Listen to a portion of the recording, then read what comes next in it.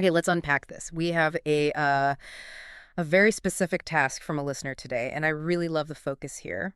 We're diving deep into just one single chapter of a foundational text, Genesis chapter 5. Mm-hmm. Now, for pretty much anyone who reads Genesis, this is the chapter where, your eyes glaze over, you start to skim, maybe just skip it entirely. It's that genealogy, the begat chapter. Yeah, Just a long, relentless list of names and numbers. it is. And to the casual eye, it really does look like nothing more than a dusty old ledger, Right, a census report. right. But our mission today is to treat this chapter not as history, not as a simple record, but as a dense philosophical document. We're going to look at Genesis 5 exclusively through an ontological lens. It's a philosophical study of being, of existence itself. Exactly. We want to know what definition of humanity, what were the fundamental unyielding rules of life that are being laid down here in this post-Eden world. That's the real question, isn't it? What is the architecture of human existence that this text is building for us? Because, if a text like this includes what feels like a spreadsheet, that data has to be telling us something really profound about the nature of being human. And it absolutely is. And we're going to stick strictly to the text of Genesis 5. We'll be looking at its incredibly rigid structure.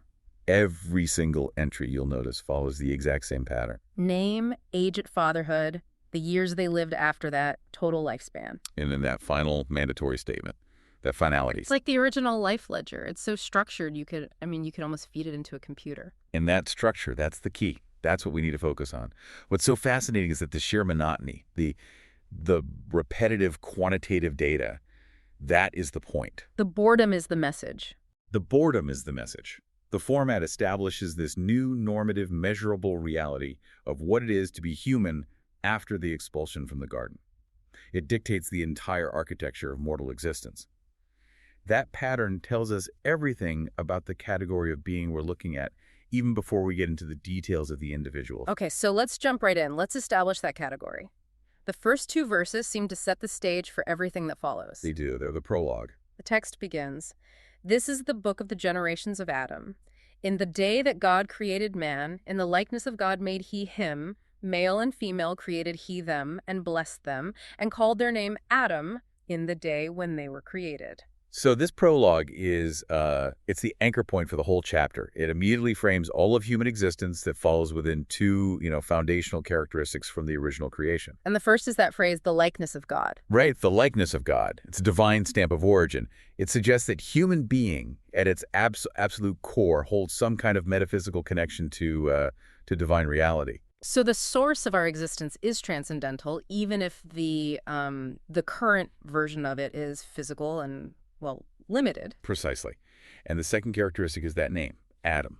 The text is very clear that this name, Adam, refers to both male and female humanity together at that moment of creation. A unified duality. Exactly. So the original being, the primal ontology, is defined by this inherent divinity and this unified duality. It's a perfect starting point. But, if the text goes to such length to lay out this pure original state of being divinely created, blessed, whole, what does that really tell us about the existence of everyone who comes after, all the names on this list? Well, it tells us the core assertion of the chapter, really. Yeah. And that is that all subsequent human existence is inherently derived. Meaning not original. Not original. It's not a fresh, direct creation from the divine. Any being that appears after Adam has to trace its reality, its very essence, back to this initial pristine template. The being of Adam, the prototype, was defined by that immediate divine relationship and blessing. So everything that follows, every single name on this list, has to be measured against that, that absolute high watermark of human potential. So it sets up a yardstick, a standard by which all these subsequent lives, Seth, Enoch, Kenan, are going to be judged, at least in terms of their duration and the quality of their existence. Right. It's the original recipe. So the very foundation of our existence, then, isn't independent. It's a copy. We're measured against the original recipe, and we know right from the start that we're a copy. That's a pretty heavy philosophical burden to place right at the starting line. It is. It is burden. Yeah. Because it immediately allows the text to establish the change in that reality. It's preparing us for the big ontological pivot that happens in the very next verse. And here it is. This is where the whole structure of existence seems to shift, where the inheritance of limitation is made explicit. Verse 3. And Adam lived 130 years and begat a son in his own likeness after his image, and called his name Seth. This right here, this is the ontological pivot of the entire biblical framework, I would argue. That's a big statement. Why? Because Adam was made in God's likeness. There was a unique, one-time act of creation. But Seth is born in Adam's likeness, after Adam's image. This is the official textual record of the propagation of the post-lapsarian condition. The post-fall condition. Post-fall condition. Yeah. It's a biological inheritance of a reduced, flawed reality. It's passed down. That makes me wonder then, what is Adam's likeness at this point? If the original Adam was made in the divine likeness, Seth is now made in the likeness of the current Adam. What characteristics does this current Adam have that he didn't have at the very beginning? And that is the absolute crux of the issue. The current Adam is now defined by a whole host of limitations that were established back in Genesis 3. His being is now defined by mortality. The return to dust. The return to dust. It's defined by toil. His entire existence is now tethered to a cursed, resistant ground. It's defined by shame, by separation from God. So when Seth is born in Adam's likeness, he inherits that whole complex package of constraints. Wow. So if you think about it philosophically, the original likeness was, I guess, boundless potential, but the inherited likeness is bounded potential. It's an attenuated form of being. Attenuated is the perfect word. The likeness that's now being passed from father to son carries the genetic and the existential weight of the previous generation's failures and shortcomings. It's baked into the system. It's baked in. Existence is no longer defined by a direct, unmediated divine mold. It's defined by human inheritance. I mean, Seth's reality from the moment of his birth is fundamentally defined by the fact that he is not the original Adam. He's defined by the dust he will one day return to, not the divine breath he was given. So the very essence of human being, according to this chapter, is marked by this inherited diminishment. It establishes a fixed starting point for every life that follows. And that starting point includes a built-in expiration date and a built-in resistance to finding ease. Yes. That completely changes how we have to look at these immense lifespans they all have. It does. The individual is born into a system that's already defined by finitude, by its limits. This inheritance ensures that every single figure listed from here on out operates within a reality constrained by the limits and flaws that Adam introduced. It transforms being from a direct relationship with the infinite into a finite, measurable, and frankly, a somewhat tragic replication. And the ultimate expression of that inherited, constrained reality is that one phrase, the phrase that repeats like a funeral toll throughout the entire chapter. After every entry, after detailing hundreds of years of life and successful procreation, the text always concludes with the same three words, and he died. For Adam, it says, and all the days that Adam lived were 930 years, and he died. That mechanical repetition of, and he died, it happens 8 times in this chapter. It is the most profound statement of constraint in the entire text. You have to understand, it's not just a record of a historical event. No. It is a definitional statement. It is declaring that death is the fundamental constraint of post-Adamic ontology. It's the ultimate boundary condition. It's what makes this whole measurable reality meaningful in the first place. It's the universal law of this new existence. It doesn't matter if you live 930 years. That law is absolute. It's non-negotiable. And that's the crucial dynamic, you see. Human being is formalized here as a finite process. These enormous lifespans, these patriarchs living almost a millennium, they serve a very specific philosophical purpose. Which is what? They define the maximum potential of this mortal existence. They show us the most robust, the longest lasting version of human being that's possible under these new rules. So the longevity doesn't undermine the idea of limitation. It actually clarifies it. It's saying, look, this is the absolute longest this kind of existence can possibly last, and yet the end remains absolute. Precisely. It emphasizes the complete authority of the constraint. The existence of these men, as it's recorded in this critical document, is quantified purely by its duration. And that duration leads to this inevitable finality. Their value, for the purpose of this text, is measured only by 2 events. Procreation and death. Successfully passing on the lineage and ultimately succumbing to the predetermined end. It is an existence defined from start to finish by a ticking clock. It's the ultimate reality check, isn't it? You get 9 centuries, but those 9 centuries don't negate the eventual necessity of that one final line, and he died. It just grounds the entire narrative in the inescapable reality of the curse. It absolutely does. Okay, so if mortality is the defining limit of existence, then we need to understand what the central action is that fills that long duration. And the structure of these entries gives us a crystal clear answer. It's unmistakable. I mean, take Enoch, for example. verses 9 and 10. And Enosh lived 90 years and begat Kenan. And Enosh lived after he begat Kenan 815 years and begat sons and daughters. And all the days of Enosh were 905 years. And he died. Right there. The whole story is live, procreate the key heir, live some more, produce some other general children, and then die. That's it. In the ontological framework of Genesis 5, the life of each figure is primarily, almost exclusively, defined by the act of procreation. And this isn't just a biological observation. This is an existential mandate. Their being is validated by what? Yeah. By ensuring the generations continue. Exactly. Their primary function is to secure biological succession. But why is that their only function worth listing? That seems to speak to a very specific, very limited definition of human purpose. It does. Ontologically, their existence is not defined by individual achievement. It's not defined by their personal ethics or their mastery over territory. Think about what's missing from this list. Yeah, everything. There are no heroic battles, no cities being built, no laws being written, no art being made. The individual's identity is completely secondary to their function within the larger structure of the species. Their whole life is spent just maintaining the human line until some future unspecified goal can be reached. So their being is less about who they are as an individual and more about what role they play in this great chain of succession. The individual is just a vessel, a temporary holder of the likeness that has to be passed on. Exactly. It operates like an ontological relay race. That's a great way to put it. But let's push that analogy a bit deeper. Each runner in this race exists solely to carry the baton, which is the lineage, the derived likeness, across their designated distance. And then they retire. Permanently. And if they fail, if they don't pass the baton. If they fail to procreate, their entire existence within the framework of this chapter is deemed irrelevant. It's not recorded. Because they fail to fulfill the core purpose of generational continuity. It is a highly demanding, almost brutally functionalist definition of human existence. So the only thing that gets your name written down in this sacred book is the seed you pass to the next generation. That's it. Which makes the act of fatherhood, specifically, the begetting of the named heir, not just a biological event.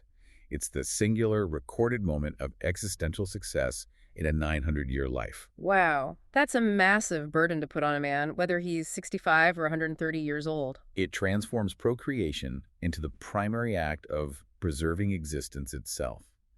Because in a world that's defined by the countdown to certain death, the only way to achieve any kind of temporary immortality is through the continuous propagation of your line. Continuing with that theme of a quantified existence, the source is just. It's ruthlessly meticulous about the numbers. We don't get approximations like he lived for a very long time. We get exact ages. Seth is 105 when he fathers Enosh. Kenan is 70 when he fathers Mahalalel.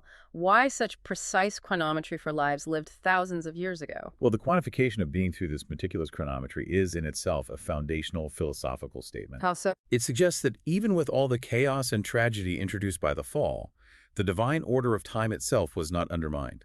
Existence isn't random, it's highly structured, it's measurable. Time is a definitive and unyielding boundary condition for life. So the precision validates the new reality, that life post-Eden is basically a contract with a specified duration? Precisely. If you are going to define existence as a function of time leading inevitably to death, then the measurement of that time has to be impeccably accurate.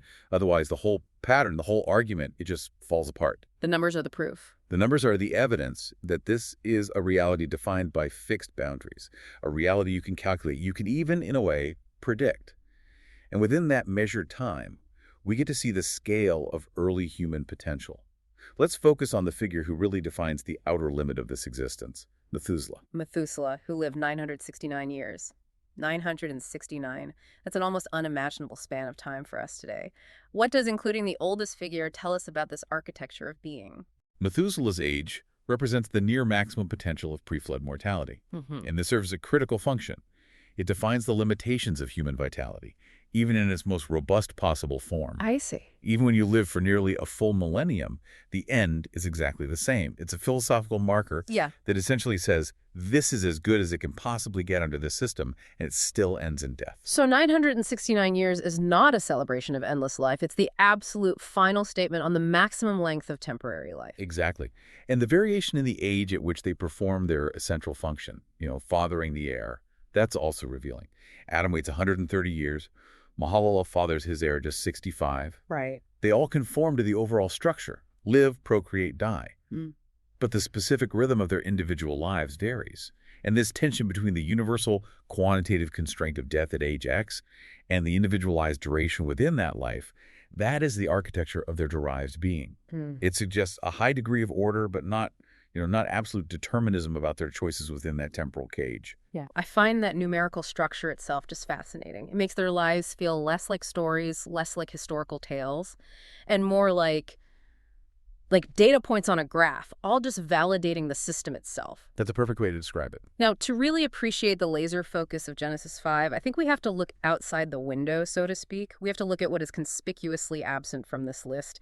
If we just briefly check the context of the previous chapter, chapter 4, which details the line of Cain, those men are defined by completely different things. They're defined by cultural achievements. Right. Building cities, developing music. Working with brass and iron. Genesis 5 gives us absolutely none of that. It's a void of cultural activity. And that contrast is absolutely essential for understanding the unique, restrictive ontological definition being applied to the Sethite line. In chapter 4, the ontology of being is externalized. It's about what you create. Humanity is defined by what it builds in the world: culture, technology, civilization. Lamech, from Cain's line, boasts about murder. Jubal invents the harp. Their existence is defined by doing. Yes, by doing. But the ontology presented here in Genesis 5 strips away all of that external definition, all material success, all cultural markers.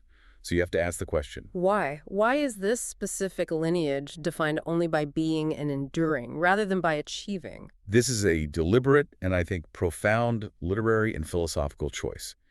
The essence of being here is reduced to flesh that lives and dies. And it does so for the singular purpose of carrying the seed forward. So by eliminating all the details of building and art and strife from this chapter, the text is mandating that the core reality of this specific chosen line of humanity, stripped of all its cultural veneer, is simply its finite generational duration. It is a line whose purpose is purely vertical. What do you mean by vertical? It's about connecting the past to a future redemption. It's not horizontal. It's not about engaging with earthly material success in the here and now. So cultural achievements, the very things that we use to define ourselves in the modern world, right? Inventing the next big thing, building skyscrapers, are, in this specific ontological view, ultimately just distractions from the primary purpose of existence, which is continuity. Precisely. The focus here is on the human essence inherited from Adam, which is fundamentally mortal and cursed by toil.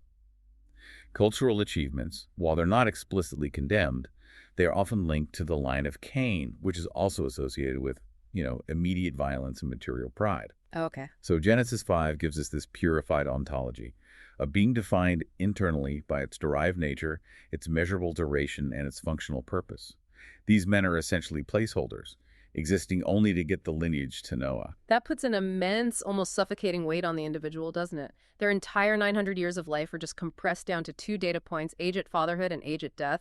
It erases the entire tapestry of human activity that must have happened in between. It does. The message seems to be that nothing you do matters as much as the biological succession you ensure. It reinforces the structure of life as a deterministic march toward a preset goal. And that role is survival and continuity. The architecture of being here is, it's minimal. It's defined by necessity, not by luxury or artistry. Okay, so after this long, repetitive, almost hypnotic rhythm of constraint and finality, we finally arrive at the great, exhilarating anomaly in the list, Enoch. The exception that proves the rule. His entry starts out normally enough, verse 21. And Enoch lived 65 years and begat Methuselah. And Enoch walked with God after he begat Methuselah 300 years and begat sons and daughters. So he fulfills all the quantitative requirements. He ticks all the boxes. He does. But then he adds a verb that just shatters the entire structure. He walked with God. And this signals the introduction of a new variable into the system of being.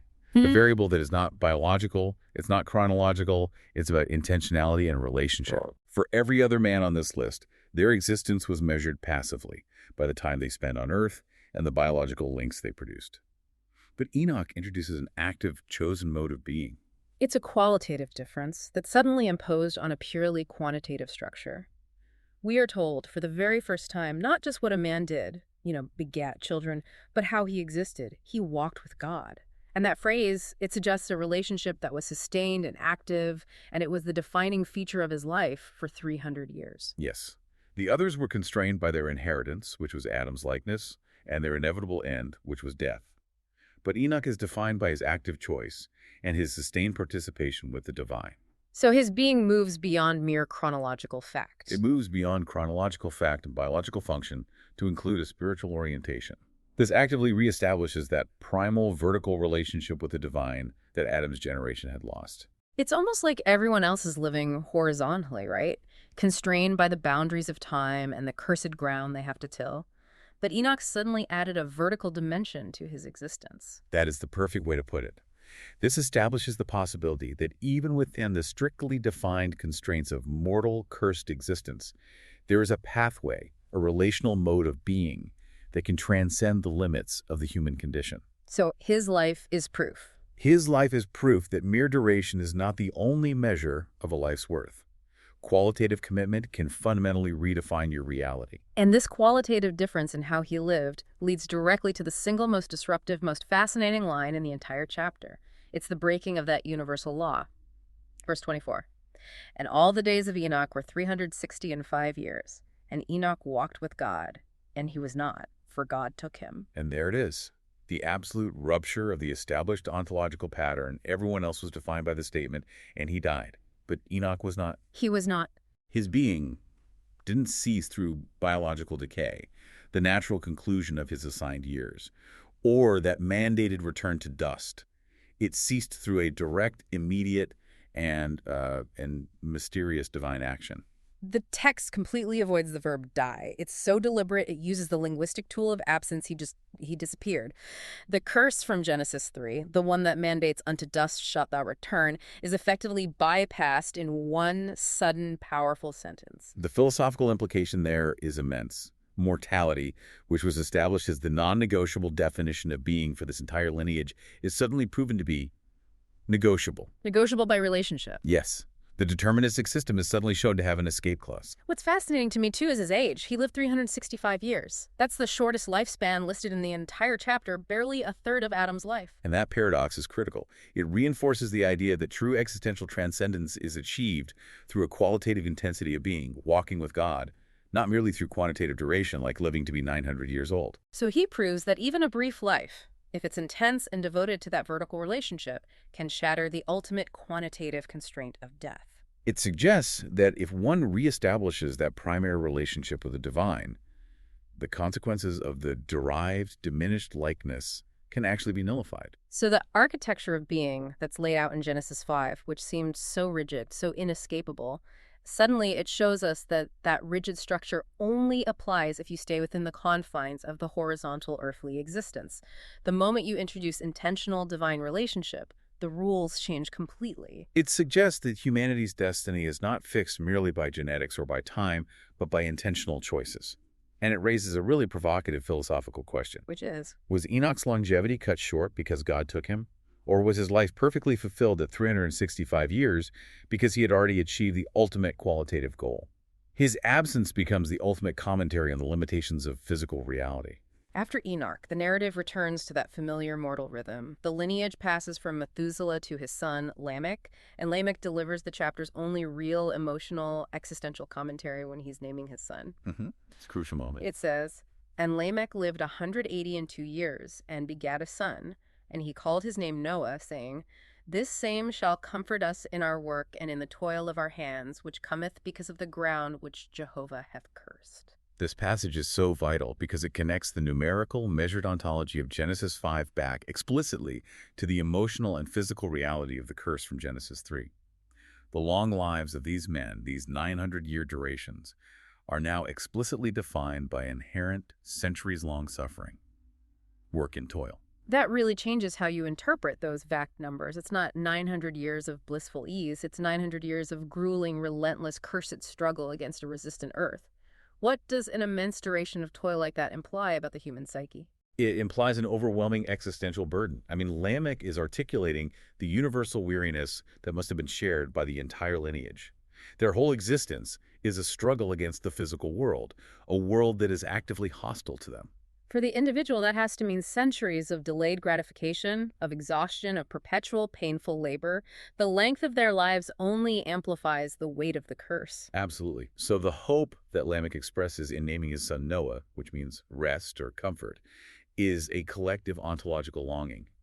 It's a deep desire for a new reality, a new system where being is not constantly burdened by this friction between humanity and the cursed ground. So it's the first explicit recognition in the text that the current architecture of being, this whole system defined by toil and death, is fundamentally unsustainable. And that it requires divine intervention to change it. The purpose of the lineage now is not just continuity for its own sake. It's continuity towards a comfort, a rest that will alleviate this immense existential suffering. Lamech places the entire hope of the future on this one child. This shifts the definition of their being from simply flesh that lives and dies to flesh that lives, toils, and desperately hopes for rest. Exactly. The meaning of their long, measured lives is finally found in this articulated hope that the next generation, that Noah, might somehow fix the broken relationship between man and the earth. Lamech then lives a notable 777 years total, and then we arrive at Noah himself. He concludes the list, and his definition shifts, because he doesn't just pass the torch to one heir like everyone else. No, he's different. The text says Noah is 500 years old and begets Shem, Ham, and Japheth, the fathers of the entire world, to come after the flood. Noah is the crucial transitional figure. He's bridging the measured, mortal existence of the ancient world with the complete ontological reset that is about to occur with the flood. So his being is defined not just by succession, but by impending transformation and rupture. He carries the accumulated genetics, the full generational history, and the explicit hope of his father, Lamech. He is the last full expression of that 900-year reality before the entire system collapses and is completely rebuilt. His existence must be defined as the vessel for the future of all humanity. a heavy weight to bear. It is. His lifespan, which we learn elsewhere will ultimately reach 950 years, defines him as the culmination of that whole pre-flood reality. But unlike his predecessors, he begets the three major branches of post-flood humanity. The lineage is intentionally broadened at this final moment. Why is that significant? It emphasizes that the entire long quantified chain of existence that we've just read through in Genesis 5 was necessary. Yeah. It had to persist, generation after generation, until this critical point of divine intervention. His ontology is defined by his unique placement on the very threshold of a new world order. So, the whole chapter is like a funnel. It's collecting the essence of this derived mortal being, sustaining it through centuries of toil, proving the rules of death, demonstrating the potential for relational escape with Enoch, and ultimately delivering that entire accumulated existence to Noah, the great point of rest and new beginnings. That's a perfect synthesis. Okay, let's quickly synthesize the incredible depth of knowledge we've managed to pull from this seemingly simple, number-heavy chapter. Genesis 5 uses its structure, its focus on time, and its repetition to deliver a concise and really powerful philosophy of human existence. Fundamentally, yes. I think Genesis 5 provides four core, non-negotiable principles that define the nature of being immediately following the expulsion from Eden. Okay, the first principle we establish right at the top. Existence is measurable and finite. Yes. Life is quantifiable. It's defined rigidly by these precise ages. And this meticulous measurement establishes that life is a time-bound container. It's a reality defined by the countdown to a universally certain end. The numbers aren't random. They are the evidence of a system where time holds absolute authority over the flesh. And the total duration, even if it's vast, is ultimately temporary. Right. Every figure on this list serves as a kind of monument to time's dominance. And the second principle addresses the fundamental purpose of that measurable time, which is purpose is generational continuity. Exactly. The primary function of being, as outlined by the sole recorded activity in this entire list, is to secure biological succession. The individual life is just a conduit. It's used to pass the inherited likeness, that lessened, diminished Adam essence, to the next generation. It's an existence defined by functional necessity, not by, say, individual self-actualization or achievement. That's right. The value of the individual is tied completely to the preservation of the species. Thirdly, and Lamech's quote makes this painfully clear, the nature of this existence is defined by the burden of toil. This is the existential cost of that derived being. Human existence in this phase is fundamentally characterized by arduous labor, work, and toil that is intrinsically linked to a resistant, cursed environment. The ground which Jehovah hath cursed. Yes. It is an existence of struggle, not of ease, and that centuries-long struggle is intrinsic to the very essence of their being, carried forward from the initial curse. Longevity only means the amplification of this suffering. And finally, the radical fourth point, the one introduced by the anomaly of Enoch, the potential for qualitative transcendence. Enoch proves that while the architecture of the body is mortal, while it's constrained by time and toil, the mode of one's existence can be qualitatively altered. The act of walking with God fundamentally changes the definition of his being so profoundly that the universal quantitative constraint of death is lifted. So it introduces an element of radical relational freedom into what is otherwise a rigid, deterministic system of chronological decay. It proves that a chosen relationship with the divine can supersede even the most fundamental physical law imposed on humanity. It's the ultimate loophole in the system of mortality, showcasing that the deterministic nature of post-Eden life can be transcended by intentional qualitative connection. In essence, then, Genesis 5 defines normal human existence as mathematically quantifiable suffering that culminates in universal death. But it simultaneously reserves the possibility of an exit clause, an escape hatch, that is predicated entirely upon a radical realignment of one's being toward the divine.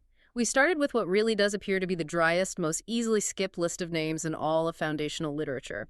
But once we applied this rigorous ontological lens, we uncovered a profound and systematic definition of early humanity. This detailed record of ages and deaths, it defines the very rules of the game for life on Earth, the duration you are allotted, the purpose you must fulfill, and the surprising hidden path of escape. The sophistication of the text really lies in that deliberate, systematic rhythm of its constraints. The entire list functions like a mathematical proof, defining the derived reality of man. If you want to know what it means to be a human after the fall, Genesis 5 provides the measurable data points that define the boundaries. So consider this as you go about your day, thinking about the finite nature of your own time. The architecture of being laid out in Genesis 5 defines mortality by absolute, cold precision. Adam lived exactly 930 years. Jared lived exactly 962. Yeah. If every single life is precisely calculated and concluded by death, what does the sudden, non-specific absence of Enoch imply about the boundaries of divine sovereignty? Does the divine creation honor the measurable reality it imposed on the world? Or does the divine reserve the radical freedom to rupture that reality entirely for the one person who chooses a sustained relational path? Is the rule of the dust a necessity? Or is it merely a choice that can be overcome by relational proximity? That is the incredible open-ended question that this short numerical chapter leaves echoing through the rest of human history. Think about that. The quantifiable nature of life shattered by a single sentence of transcendence. Now you are thoroughly informed on the architecture of being as defined by Genesis chapter 5.